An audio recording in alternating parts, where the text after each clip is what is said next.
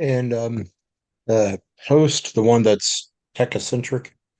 Um, did you say to send everything over to you in the questions, or just get them ready, and then at the end there'll be a time to ask? At the end of the master class, you can pose Okay, questions. So usually we leave the room for questions at the end. okay, gotcha. Awesome. So we'll give it another 3 minutes and we can start. For today, we'll be looking at how to automate test automations, basically using GitHub Actions, which replaces things like Jenkins and other CI/CD tools. And in addition to that, add in release descriptions and explanations, which is really important in CI/CD pipeline, trying to understand who changed what, who improved what, and what exactly was changed. Helps with that whole governance of for development.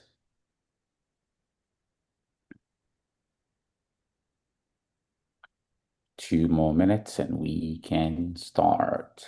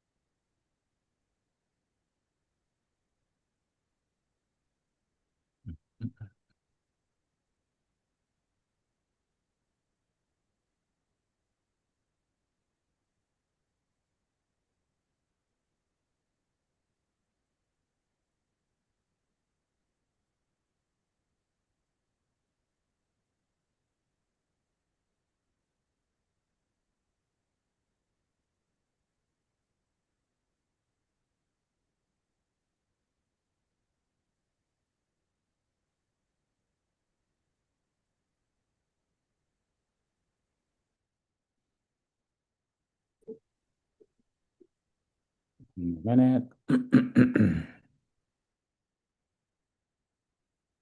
So, Brandon, where have you joined us from?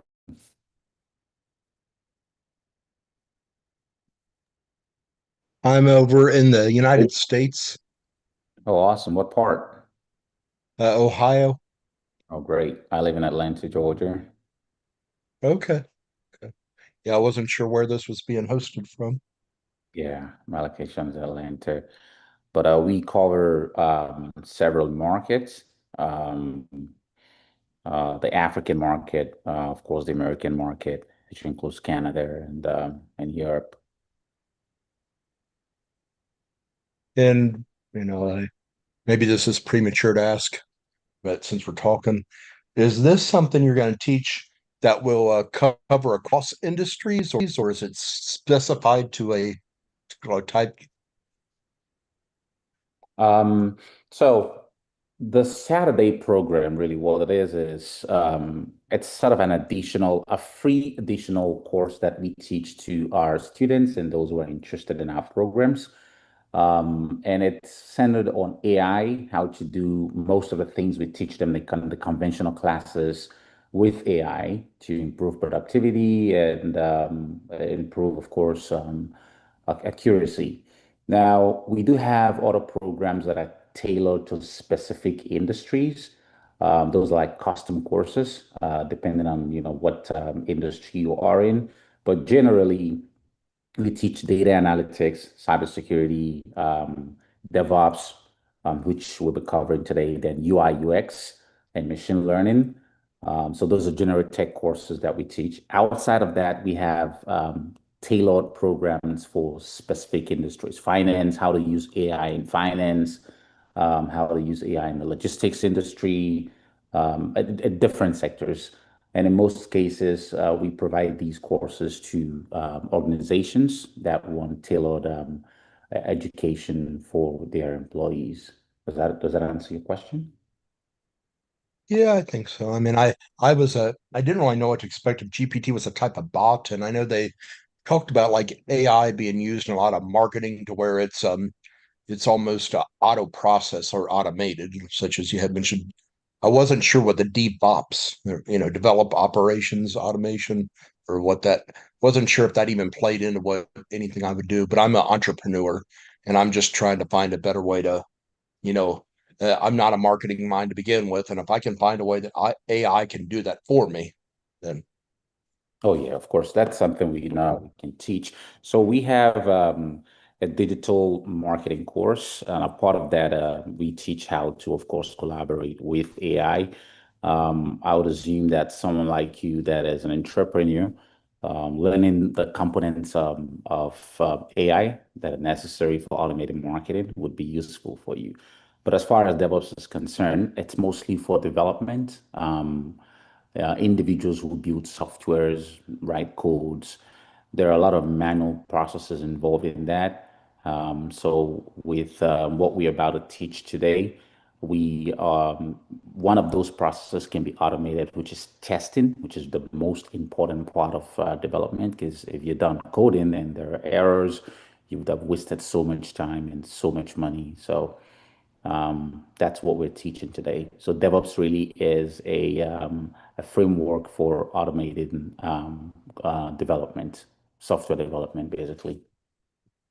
okay, gotcha. Yeah, yeah. Is Yeah. you always want to test something before you put it out on the market. Yeah, yeah, yes, yes, very important. Yes, that's what we're teaching, how to do all of those testing. And now imagine an organization that has built a software with millions of lines of code, and you want to make improvements to some of those codes.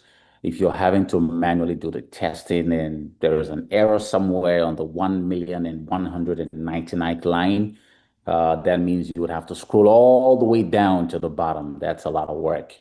That takes a lot of time and a lot of effort. But with automation, it's significantly easier. You can identify what the problem is. It tells you exactly what the problem is, and also suggests to you what needs to be fixed. So that's what we're today. Yeah. And time equals money. So yeah, if you're going through all these individually, yeah. Yeah, totally. Okay, we have some folks here and we have those who have joined online. Everyone, thanks for joining, wherever you've joined from. This AI Masterclass today is for a DevOps automation. It's a very small component in DevOps for those who are already students of DevOps for one of our cohorts. Whether you have attended or you're right now a student, I think this is very important because it'll help you with automating your CI/CD pipeline, which basically is continuous integration and continuous development. So as you add more codes and deploy them, you want to make sure that there is an automated process for identifying errors and pushing that code into production. So we will not be attending to the productionalizing of code here. Rather, we would look at how to automate testing and how to automate the creation of release notes. Release notes basically mean description of what has been done, what was pushed into the repository, and if there are any errors, what errors were identified, and who pushed the code. And the benefit of this to an organization is that the organization can govern their code management and identify who's doing what. And you, as the audience, how it benefits you, especially for those in Africa. This is a skill that you can offer in addition to being a DevOps person. You can offer one of this skill as an add-on to your freelancing clients. This is something you can easily charge $100 an hour for. So many organizations are interested in this. And of course, we have someone here that has joined from the US, knows pretty how expensive it is to hire engineers out here. But you can offer some of these services significantly cheaper, gives the client an edge and also gives you an edge. So my name is Gilbert Igwe, and I am here in Atlanta, Georgia, and I'm happy to walk you through this. So today, the demo that we'll do essentially would outline how to um, use a DevOps Copilot. Um, if you're already working with a client or a client approaches you and they have a GitHub account that is an enterprise account, there is every likelihood that a Copilot is integrated into their account. Or a Copilot is just ChatGPT that's integrated into GitHub to identify errors and all of that. And also, we'll teach you how to add external ChatGPT through an API for release notes and for descriptions.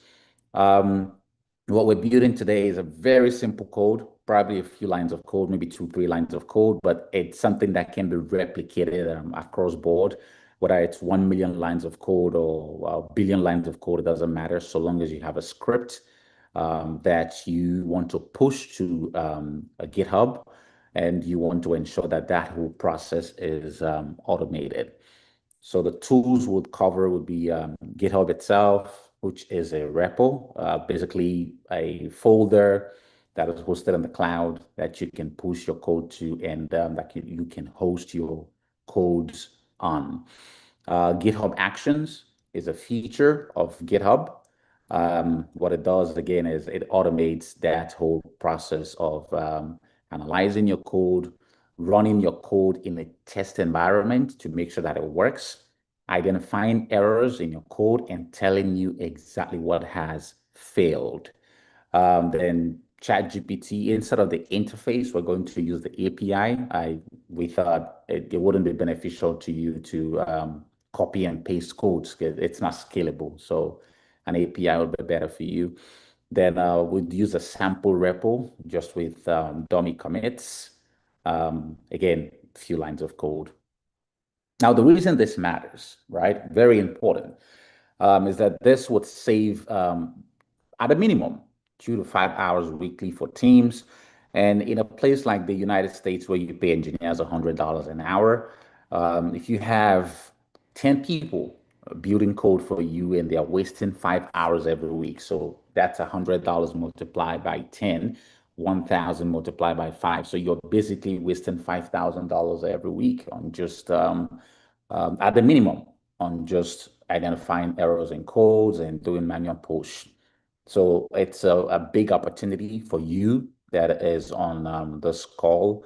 Um, and it helps with consistency again for the organization. And it helps with proper documentation of processes and also for governance. Imagine that something breaks and everyone is on break. It's a Friday, and this website that you, as an engineer, as a DevOps engineer, you're managing the code for this website. All of a sudden, you start getting calls that something broke, the code broke. You don't know who did the commit.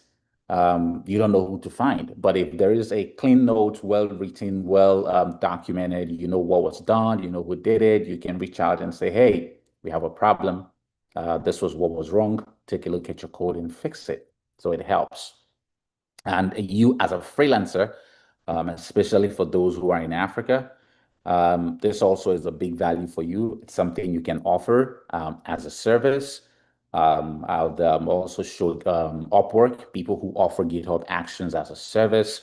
You can help organizations to automate all of those processes, but then you need to have a foundational knowledge of DevOps. So if you're not already a student of our program, I think it'll do you a lot of good if you join the class so that you can learn the foundation. This alone is a service that can earn you $100 an hour at the minimum. Um, so yes, for the live demo, which I'll show very much later, um, there is the automatic trigger of GitHub Actions. It just happens on its own. You don't have to do nothing, but there are foundational structures you have to build to ensure that all of that is done. And my assumption here is that you already know a little bit about GitHub. You know how to use the GitHub commands at the minimum. This is just a value add in addition to what you already know. Then you see the prompt that I'm using. You can always change the prompt, rewrite it, depending on what the use case is. Everything here is customizable. I'll also provide the link to the GitHub repo that we're using, and you can fork that repo and use it as your need may be.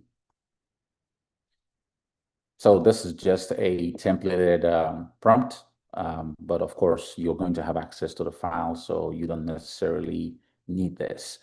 Now, beyond that, everything that I will be teaching you here, you can replicate to make money. So if you're already a DevOps engineer, you've already graduated from our previous programs and you're still trying to eke a living for yourself, this is a big opportunity for you. Learn this and immediately go and update your freelancing website or profile and indicate that you can automate testing with GitHub Actions. Also indicate that you can integrate ChatGPT or any other LLMs for release management.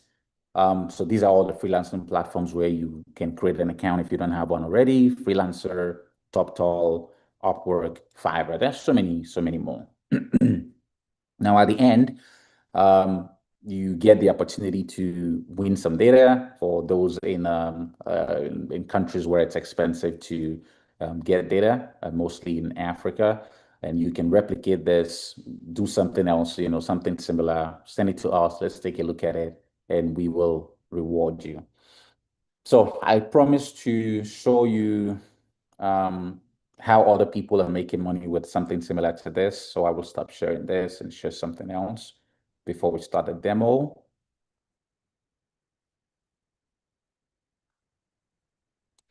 And I will give room for questions, of course. Eventually, there will be room for questions, and we can have a conversation about this. Awesome. So when you look at this, here, I just typed GitHub Actions. So these are people who do something similar to this. They do automation. This guy's a DevOps, a cloud DevOps engineer. This guy's a DevOps engineer. So these are people who offer similar services for those in Africa or in Asia, especially India and Pakistan. It's an opportunity for you. For those here in the US, freelancing pays, but you can also find a job and make pretty good money, and six figures basically. So yeah, so people are already doing it. There's demand for it. There's so much demand for it. The GitHub Copilot developer. Um, it's it's up to you how you want to pursue it. So now we'll swing into the demo. Let me share that screen.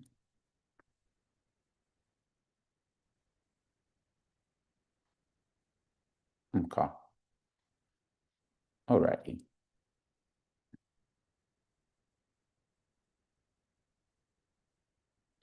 So the things that you would need, number one, access to GitHub.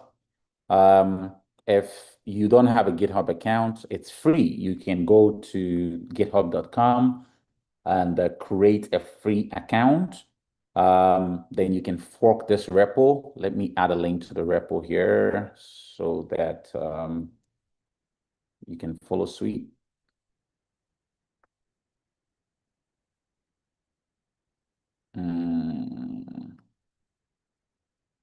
Okay, here it is. So I'm going to add the link in the chat. If you have GitHub, you can work along with me. If you don't have GitHub, it's okay. It's not a problem. You can create a free account and just do what we're doing. Okay, here we are. I just dropped it in the chat.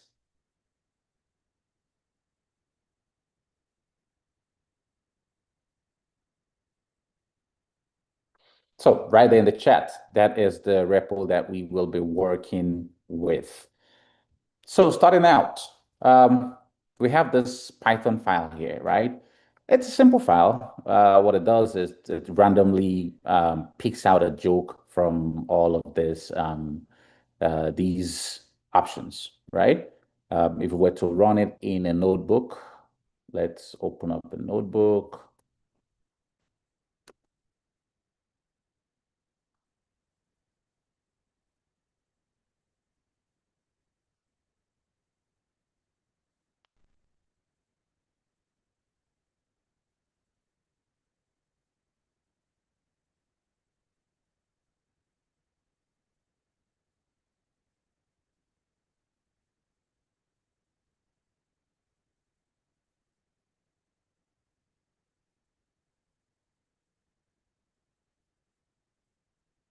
Hmm.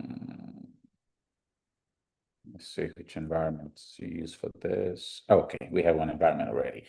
So what it really does, it just goes in here and picks out one of them randomly. See that? If we run it again the second time, run it again the third time, every point in time, it'll try to randomly pick out one joke and print it out for us. So let's drop that. We understand what it does. So now, again, I said I assume that you already know how to use GitHub. So let's see what branch we are in. Branch just means which folder in GitHub. It's analogous to folder. Which folder in GitHub are we using? So we have to save this thing somehow, right? We're an organization. We have a lot of code. We're not just going to save the code in a folder on some computer. It has to be in a public repo within the organization, of course, not general public, where people can work with this code, where people can manage it, add more features as our customers ask for more features. So we're going to want to push this to that very repo. And I would assume that you already know how to do this because that's the assumption. So um, let's add something here. We can just add a space here so that it becomes uncommitted. Yellow means it's uncommitted. Now we add this to that very repo. And then we can add a commit statement, added a white space. Then the next step would be to push it, but we won't bother about that right now. Now, when you do this, if there is an error in the file, you're not going to know that there's an error, right? Because you're just building, you're not testing. Now, typically what happens is, as a DevOps engineer, you would have to have a process to ensure that this very file it's not problematic. And if you integrate it to the existing code base, it's not going to mess anything up, right? Prior to the emergence of GitHub Actions, there were so many processes that DevOps engineers would employ to do this, and those processes were mostly manual and tedious. But with GitHub Actions and other similar tools like GitHub Actions, that whole process now has been automated, right? So again, saves a lot of time, saves a lot of money, but not everyone can do it. It's a technical skill that you have to know how to do it to be able to do it, which is the reason why an organization would need you, right? Okay, now remember that we have committed, but we haven't sent it, we haven't added it yet to the repo that is in the cloud, which otherwise is called remote, right? Um, Now, if we push this just as is, again, we won't know if there's a problem, right? We would have to add something to test it out. According to GitHub, the way that you do this is you have to have a GitHub workflow directory, right, within your repo. So what you're looking at is just as simple as creating a new folder and saying .github/workflows. Now, because I already have workflows, I'll just use workflow. You see that, right? So it's as simple as having that, but I will go ahead and delete it because I have it already. So in here, you see we have workflows and we have a similar file, right? Now, GitHub expects that this file would have a YML extension. It's called YAML, right? While our script here is Python, it has .py, right? If it was JavaScript, it would have, a JavaScript extension. If it was HTML, it would have a HTML extension. If it was SQL, it will have a SQL extension. So for this, it's Python, so it's py. Now, this would always be .yml for the workflow because the way GitHub built their system and that's how they expect the tool to be so that the system and the automation process would understand that it is a workflow file that they need to read. Now, there are components of this file, right? In the components, number one is a name. We'll see how all of this, how it'll be displayed in that GitHub Actions process. So the name here is called Tell a Joke. And this happens on the push, right? So we'll do push very soon. I mentioned that we have to send it to the cloud, right? So what it says is on the push to the cloud, the branch that we're interested in. Remember when I looked at a branch here, right? A branch just means a folder, right? The GitHub would say a branch. It sounds very technical, but frankly, it's as simple as a folder, right? On the push of a file that will be linked in here, you would see where it's linked, right? When you push it to this very folder or this very branch, okay, um, there is a workflow dispatch. You know how you would send a dispatch rider for those in Africa, or you dispatch someone and or dispatch a parcel, right? So you're basically dispatching a process and say, do these things, right? The jobs. So again, a job is a responsibility. You know, it's synonymous to what you do on the job, right? If you're a DevOps engineer, your job basically is to show up to work. That's number one. Number two, another part of your job is to make sure that you clock in, okay? And another part of your job is to make sure that you look at all the codes, manage the code. So basically, this is a job for GitHub Actions, right? Um, the job has a name. The name is joke, right? And this joke runs in a system. So we're instructing GitHub Actions, right? Exactly how we want it to run and what environment we want it to run. Now, Ubuntu is just an operating system, right? Just like we have Windows. It could be Windows 10 or Windows Server or Mac OS or OS X, right? So we're telling it to run on the latest Ubuntu, provision the latest Ubuntu and run on that.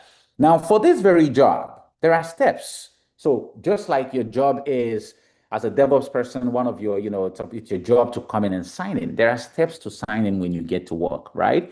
When you get to work, you're not just going to hit your head on the wall and that's it. You've clocked in. It's either you're clocking in digitally or there is a tag that the organization provides you that is read automatically. So there are steps involved in you clocking in, right? The same thing with GitHub Actions. There are steps involved in the actions, right? Now, step number one is to check out the code, right? And for this, it uses something GitHub had built internally. So this is something they've already built. It uses actions checkout version 3, right? Then the next thing is the same thing I did here, right? You can check out and look at the branch where it is, right? So the next step is to set up Python. Now, remember, this is a Python code. If this were JavaScript, it'll say set up JavaScript. If it were SQL, right, it'll say set up SQL. If it were HTML, it'll say set up HTML. If it were whatever, French language code or English language code, just saying, it'll have to set up that, right? So long as it exists within, it's one of the parameters that they have predefined. So to set up Python, it uses actions, set up Python version 4.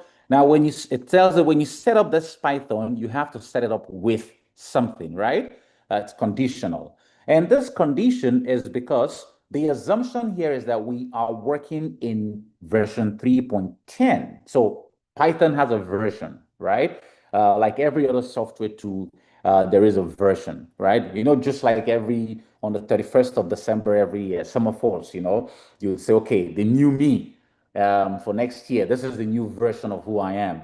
I want to stop drinking a lot, or I want to stop jumping up. Whatever you decide, right? You have basically said the previous version is deprecated. Now you're entering the new version of yourself. So with software, it's the same thing. There are different versions, right?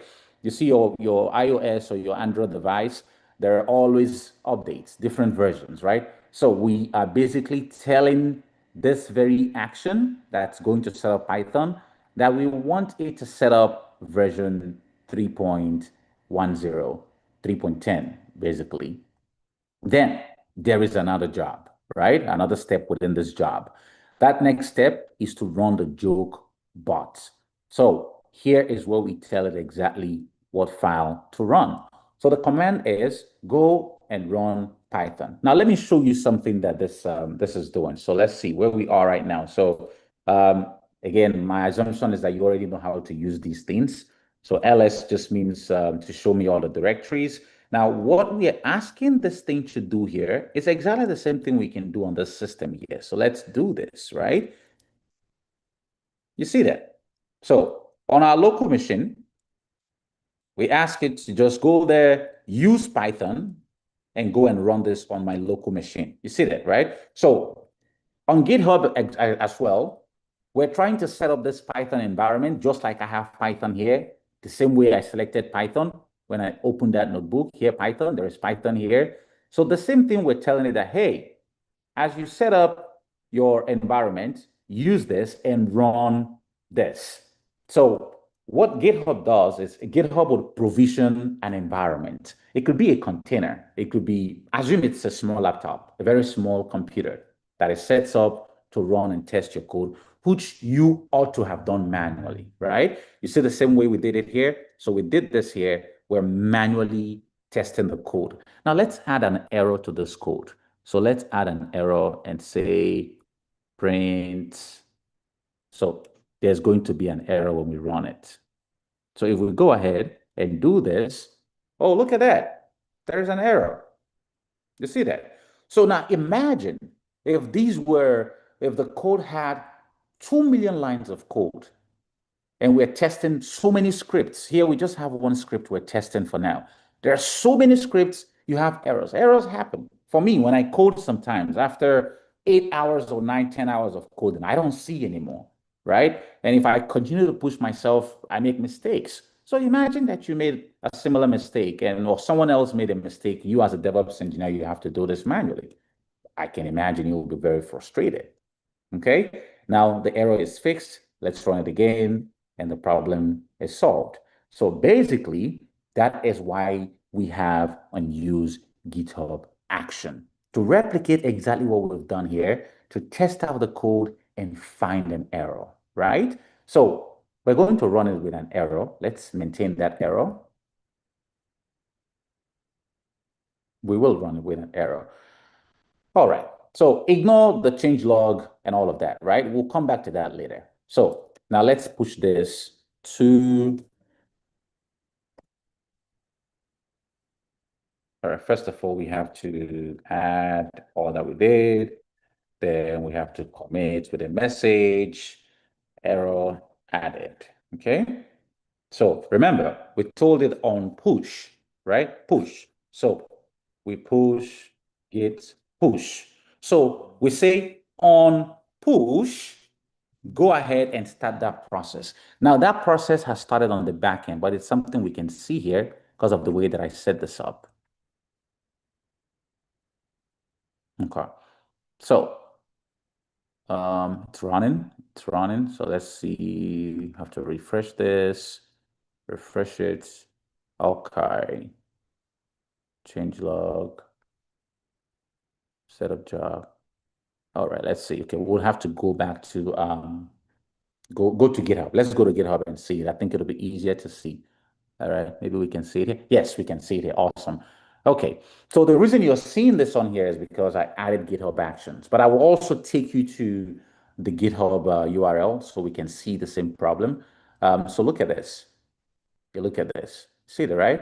So it sets up the job like we asked it to set up. Then it checks out the code. Remember, we asked it to check the code, right? Then it sets up Python like we asked it to set up, right? Then the next thing we say, run the joke bot. You see that? It ran it already.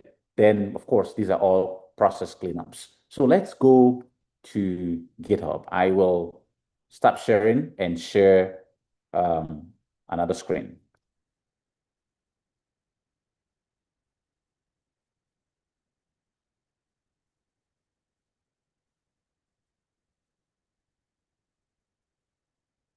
All right, so on GitHub, you go to GitHub Actions, and here we can see the error. And it tells us exactly why we have an error. So now imagine that, you've run this for so many lines of code, but you can tell exactly where the problem is. So those engineers that, you're managing the code for them as a DevOps engineer, the engineers can come on here, take a look at what the problem is, and go back to their code and fix it.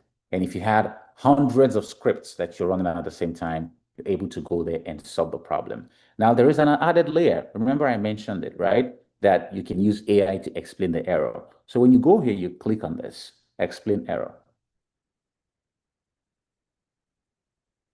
It tells you exactly what is wrong. So this is a problem, and we can fix it like this.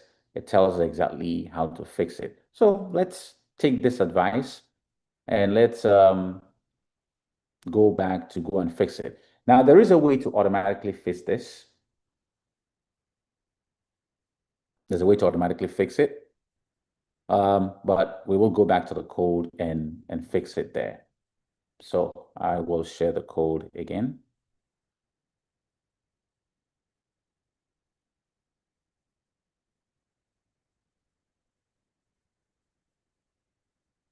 So we go back here and we fix the error. So once the error is fixed, we can add again, we commit,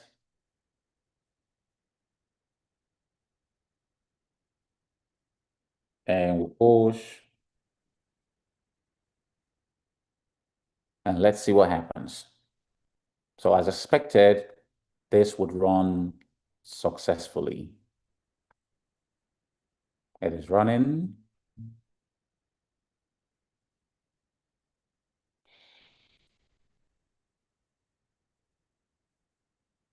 Okay, so it was successful. It ran successfully. Everything worked out fine. Okay, so after you've done this, right, you've automated the process of identifying errors in the code. Now you want to add governance, you want to add documentation, you want to add explanations. If 100 for companies that have 10,000 employees and 5,000 engineers. You want to document everything that someone has done, right? All the commits, all the pushes, all the changes, all the fixes, right? So that way you can identify who's doing what and who fixed what and what broke and when they changed it, all of those processes, right? So here we're going to add a script. So this script, we call it the generate changelog script. Again, like I said, you're going to need access to OpenAI API. You can use any other LLM. It doesn't necessarily have to be OpenAI, but here we're using OpenAI. And here is the prompt. It's a helpful release assistant, summarize all the commit messages and all of that. Then we get the commit messages as a variable from GitHub Actions. Okay, this is a very simple code. This is something you can copy. You can use this as well. Maybe fix the prompts, include more things that you need. Use this to learn more. There's so many things you can do with this. Now, as always, we are going to, so the instruction here is we're telling it to write a change log to this very file, right? That's what we're asking, write a change log to this very file. Awesome. Now, with the workflow, again, we have to include it in workflow and say, hey, we want you to generate a change log that every time we push to main, it could be any branch at all. Let's say main is for the entire solution, right? But there are different branches. One branch could be, let's use a website, for example. One branch could be pushes for updates to the cart. Another branch could be pushes to the update for billing. Another branch could be pushes for the updates to accounts, right? It could be so many branches. Then you can have a branch where it's all releases, right? Where you compile everything that you've pushed, all of them, you merge them together and you push them to a release, just like you have your phone provider or your phone developer inform you from time to time that there's a new version, that you have to accept. So that is a release. You accept the upgrade, it downloads and installs on your device automatically. Now, the job here, again, we ask it to use Ubuntu latest, and this job is a change log. Now, look at the difference between this job and this job. See it. So here and here. Now it runs on Ubuntu latest, and these are the steps. Again, we have to check out the code, then we have to set up the environment, then we tell it to get the last 10 commit messages, right? Get the last 10 commit messages, then push that very message into this very file, commit.txt, then install OpenAI because we're using this API here, this very API here. So the assumption is that it doesn't exist already, so we need to install it. Then we say generate changelog with ChatGPT. So it runs the file for us. Then there is a need to provide secrets here. So the open API key. Now I'll also show how to set up secrets when we get back to ChatGPT. But you can see secrets here. You'd have a repo if you are using, this um, uh, the action, the branch, what I'm using here. You are able to actually add some of those keys and the API keys and the secrets right here. And all the variables that you may need, you can add here, or you can add it on the UI that's basically going on GitHub and adding it to the repo, the specific repo. Then we tell it to create GitHub release. Then we give it the tag name. Then we tell it where to write it to. Then again, we generate the GitHub token. This is automatically generated. Then we tell it to upload the changelog as an artifact. Now, depending on the client that you're working with, they may want to push that very update to Slack. Slack is like Teams, or maybe to Zoom or any other platform, right? GitHub has a lot of integrations with different tools. So depending on the tool, you can push it there. It could be an SMS update. It could be an email. It could be a call using Twilio. So there are so many integrations you can do here. It could be a process, an automated process for marketing, for example, right? You have code run. Whenever a code is updated, send an email to all of the customers and tell all of the customers that, hey, there is a new email, a new version that has been released. This is where you can download it. This is what you can do. It could be for automated social media management, right? It could be a reminder to the social media manager here that, hey, you send an email, we've produced new content, new images. It's in the GitHub account. You can go ahead and download it. So there are so many integrations that you can add here. But what I have here is just an example integration for Slack. I commented it out because we do not have the API key for Slack. But just as you fork this very repo, you have an example implementation of a notification integration here. All right. So as expected, we will go ahead and push this.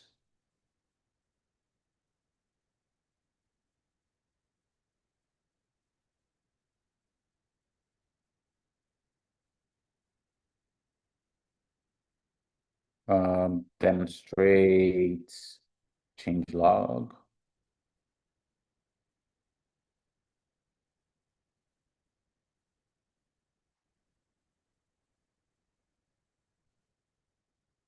So as we push it, it automates that whole process. First of all, it'll run the jokes test, try to test this. Then after testing, it'll run an update, try to extract all of the commits that we've done. Then we'll go in there and download that very file. This file update, GitHub doesn't push directly to a repo. I added it here to show you how you can document a file and download a file at the end.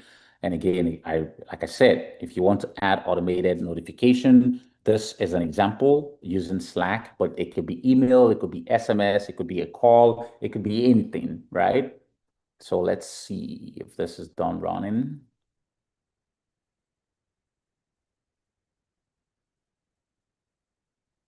Okay. All righty. So let's see. Is it done running? Okay. It's done running. Alrighty. So here we have the change log that is run. These are all the jobs. So we're going to go back to GitHub to see exactly what happened and see the file that we have produced, download the file and see what is in the file. I don't expect the file to have any content. It was just an example, just a demonstration. So let's go to GitHub.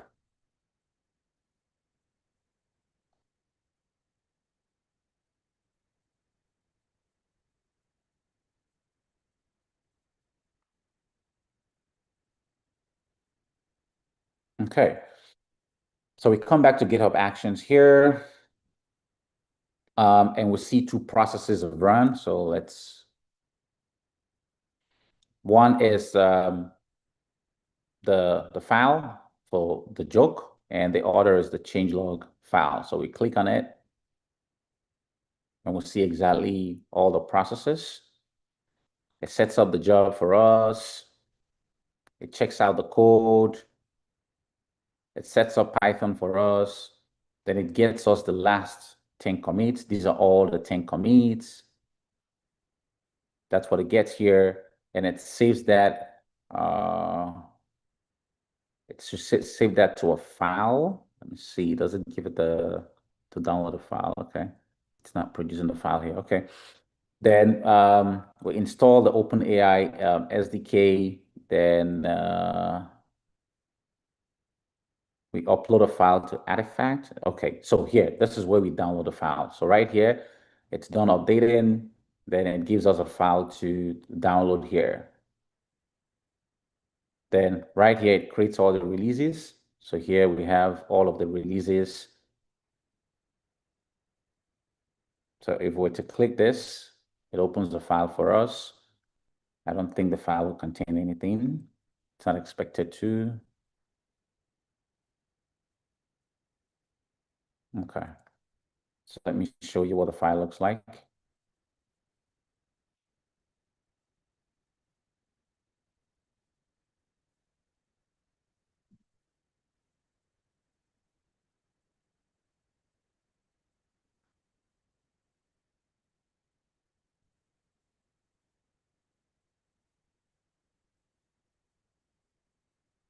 Okay, so this is a file. It just gives us a simple explanation. It doesn't contain the fixes and the commits. That would be too much. So now this can be extended to contain as much information as you want.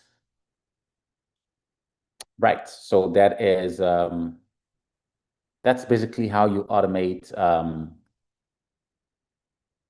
testing using GitHub Actions. And within GitHub itself, of course, if there are issues, you can automatically edit the issues if you found any issues.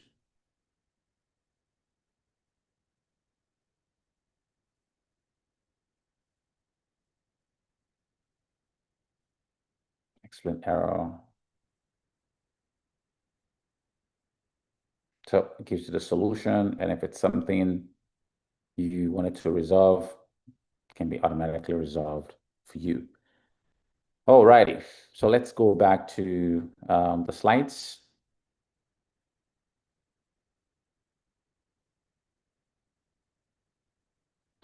Awesome.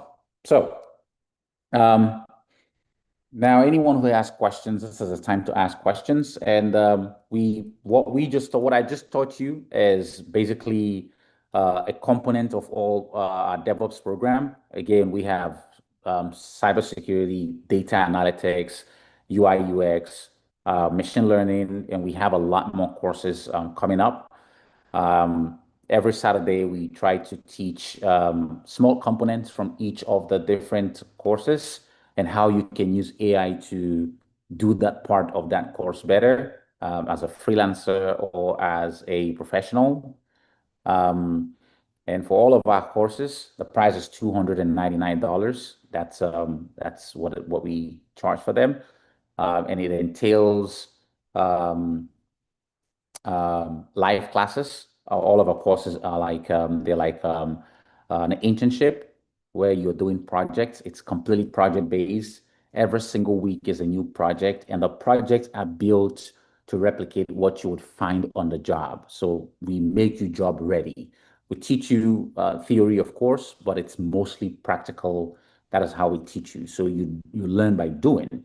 And our course is AI heavy. We teach you how to work with AI, how to be a better employee with AI, so that as you get on the job, you're confident in yourself because you know that you have a support system that you can trust. And that's what makes us stand out. And if you're interested in any of our courses, feel free to ping us directly. For those who are on this call, you can ping us on here. And for those who have joined us on any of the platforms, you can leave a comment, you can DM us. We will provide you as much guidance as necessary and provide you answers to all of your questions. But right now, I'll take one or two questions from those who are here live with us on Zoom. So if you have any questions, any doubts that you want us to clear for you, we're happy to provide answers.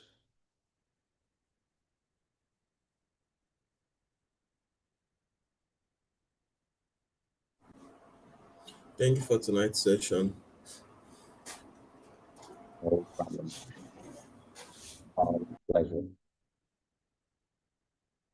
And for those who have joined us everywhere, for next week, you let us know what you want to learn for next week. Do you want us to teach AI for cybersecurity, AI for data analytics, AI for finance, which will be a part of data analytics course? So you can leave a comment, you can DM us, let us know what it is you're interested in that you want to learn for next week. We will pick out one of the suggestions from you, and that will become the topic for next week. And if no one has any questions, I take it that this will be the end of the masterclass. Thank you so much for joining. Take care and have a beautiful weekend.